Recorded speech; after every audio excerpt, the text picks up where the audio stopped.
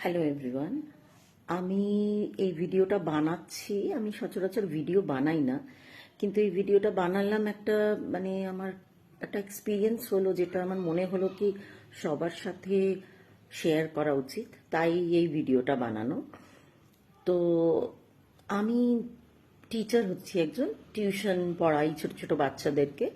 তো আমার বাড়িতেই এসে তারা পড়াশোনা করে। তো অনেক রকম প্যারেন্টসরাও আসে, যাদের সাথে আমার অনেক রকম কথাবার্তাও হয় এবং অনেক রকম নতুন নতুন এক্সপিরিয়েন্স হয়। তো কিছুদিন আগে, 3-4 মাস আগে হবে, 3-4 মাস আগে হঠাৎ করে এক মহিলা, উনি তার মেয়েকে নিয়ে এলেন আমার এখানে টিউশনের জন্য। উনি বললেন এসে, আমার মেয়ে 3rd স্ট্যান্ডার্ডে পড়ে, তো এসে বললেন, ম্যাম ও তো আজ পর্যন্ত টিউশন নেয়নি, কিন্তু টিউশন ছাড়াই ও 96%, 95% এরকম পায়, কিন্তু ও স্যাটিসফাইড নয় এই পার্সেন্টেজে, ও 99% চায়। প্রথমেই আমি একটু ধাক্কা খেলাম। আমার মনে হলো যে এইটুকু বাচ্চার তো এরকম একটা ধারণা হতে পারাটা খুব মুশকিল। তো এটা ওই মায়েরই সুপ্ত বাসনা, যেটা বাচ্চার নামে বলা হচ্ছে। যাই হোক, আমি বললাম যে দেখুন, আমি ওকে পড়াবো নিশ্চয়ই, কিন্তু আমি তো গিয়ে এক্সামেতে লিখে আসবো না, বাচ্চাকেই লিখতে হবে। আর ও যখন এত ভালো, তো আমি ওকে গাইড করব, তো আশা করি ও নিশ্চয়ই ভালো হবে। তবে 96-97% এই ইয়ের পেছনে দৌড়বেন না। বললো, না না, আমার নয়, বাচ্চা একেবারেই খুশি হয় না 96-97-এতে, ও চায় 99%। কিছু বলার নেই, আর কি বলবো। আমি বললাম আচ্ছা ঠিক আছে। তো যাই হোক, ফাইনাল এক্সামের 4 মাস আগে উনি বাচ্চাকে টিউশনে দিলেন। তো মার্চ মাসে যখন ওর ফাইনাল হবে, তার ঠিক 15 দিন আগে উনি বাচ্চাকে নিয়ে কুম্ভ মেলায় চলে গেলেন, পাপ স্খলনের জন্য, যাই হোক যে কারণে। তো 15 দিন বাচ্চাটার পড়াশোনা একেবারেই নেই।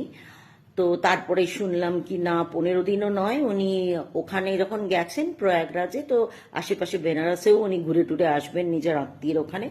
তো যেদিন এক্সাম চালু হবে তার ঠিক একদিন আগে এসে উনি পৌঁছলেন এখানে। তো যথারীতি বাচ্চাটি তখন আবার টিউশন এলো। তো ছোট বাচ্চা হচ্ছে, একটু ভুলেও গেছে এই কদিনে, তো আবার ওকে রিভিশন করালাম। যাই হোক, তো পরীক্ষা হয়ে গেল, রেজাল্টও আউট হয়ে গেল, কিন্তু আমি দেখলাম আমাকে যোগাযোগই করছে না, ভদ্রমহিলা কোনো খবরও দিচ্ছে না, কিছুই না। তো একটু অবাক হলাম। তো যাই হোক, ওনার পাশের বাড়ির যে নেক্সট ডোর নেবার, ওনার বাচ্চাও আমার কাছেই পড়তে আসে। তো আমি ওনাকে জিজ্ঞাসা করলাম যে একটু খোঁজ নেবেন তো কি হয়েছে। তো পরের দিন ওই ভদ্রমহিলা আমাকে ফোন করলেন, ফোন করে বললেন যে, উনি হাসছেন বলতে বলতে, উনি বললেন, কি বলবো ম্যাম, আমি ফোন করেছিলাম, তো বললো যে আমার বাচ্চা তো বিনা টিউশনেতেই 95-96 নিয়ে আসে, তো ম্যামের কাছে পড়ে তো 97.7% পেয়েছে, 99 তো পায়নি, তো কি মানে হয় টিউশনে পাঠাবার। তো আমার খুব একটা ভালো লাগলো না টিউশন। কি আর বলবো, আমি হাসলাম। তো উদ্দেশ্যটা আমার এই ভিডিও বানাবার এই নয় যে আমাকে আমার কাছে পড়াচ্ছে না তার জন্য, কিন্তু এরকম বহু মা বাবা আছেন আমি জানি, যারা এই ধরনের প্রেশার দেন বাচ্চাদের ওপরে। তো প্লিজ আমি হাত জোর করে তাদেরকে বলবো যে প্লিজ ছোট বাচ্চাদের উপর এইভাবে প্রেশার দেবেন না। এখন ছোট হবে, ওরা অতটা বুঝতে পারে না, কিন্তু যখন ধীরে ধীরে ওরা বড় হবে, এই ব্যাপারটাই কিন্তু ওদের উপর একটা বিরাট বোঝ হয়ে দাঁড়াবে। আর মা বাবাকে ওরা এতই মনে করে যে মা বাবাকে খুশি করতেই হবে, আর যখন ওরা দেখে যে ওদের দ্বারা কিছু এমন হচ্ছে যেটাতে মা বাবা খুশি হচ্ছে না, তো সেটা আরো প্রেশার দেয় ওদের ওপরে। আর তখনই বাচ্চারা নিজেদের উপর কনফিডেন্স হারায় এবং বাচ্চারা সুইসাইডাল হয় আজকাল। আমাদের সময় না, আমরা এত সেন্টিমেন্টাল ছিলাম না, কিন্তু আজকালকার বাচ্চারা খুব সফট হার্টেড, ওরা নিতে পারে না এই প্রেশারগুলো। তো সেই কারণে আমার খুব খারাপ লাগলো, ওই বাচ্চাটির কথা ভেবেও আমার খারাপ লাগছে কি এরকম একটা পরিবেশে বাচ্চাটির কি অবস্থা। তো যাই হোক, আমি সেই কারণে এই ভিডিওটা ভাবলাম যে বানাই, যে সব বাচ্চারাই ভালো থাকুক, এটাই বলতে পারি। আর কি বলবো, তো শুধু এতটাই বলবো, ওই সমস্ত মা বাবাদের বলবো কি সবাইকে ডাক্তার ইঞ্জিনিয়ার হতে হবে জরুরি নয়।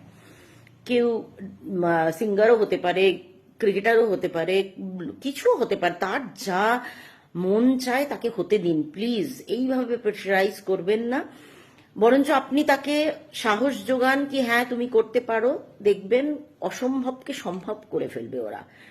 তো আমার ভীষণ খারাপ লাগলো, তাই জন্য আমি এই ঘটনাটা শেয়ার করলাম সবার সাথে। তো ভালো থাকবেন সবাই, রাখলাম।